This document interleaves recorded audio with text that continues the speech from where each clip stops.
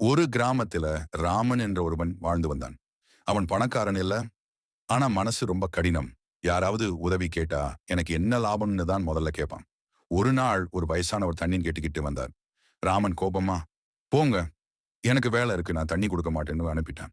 அந்த வயசானவர் அமைதியா சிரிச்சிட்டு எதுவும் சொல்லாம போயிட்டாரு. சில மாதங்களுக்கு பிறகு ராமனுக்கு வாழ்க்கையில ஒரு சோதனை. வேலை போச்சு, உடம்பும் சரியில்லை, யாரிடமும் உதவி கிடைக்கல. ஒரு நாள் அதே வயசானவர் கோவிலுக்கு பக்கத்துல அன்னதானம் செய்யறதை ராமன் பார்த்தான். அவரும் ராமனை பார்த்து சொன்னாரு, அந்த நாள் நீ தண்ணீர் கொடுத்திருந்தா இன்னைக்கு உன் வாழ்க்கை தண்ணி இல்லாம வறண்டிருக்காது. அப்போதான் ராமனுக்கு புரிஞ்சது, நம்ம செய்யற ஒவ்வொரு செயலும் நல்லதா இருந்தாலும் கெட்டதா இருந்தாலும் ஒரு நாள் திரும்பி வந்தே தீரும். அந்த நாள்ல இருந்து ராமன் மாறினான். யாருக்கும் எதிர்பார்ப்பு இல்லாம நல்லது செய்ய ஆரம்பிச்சான்.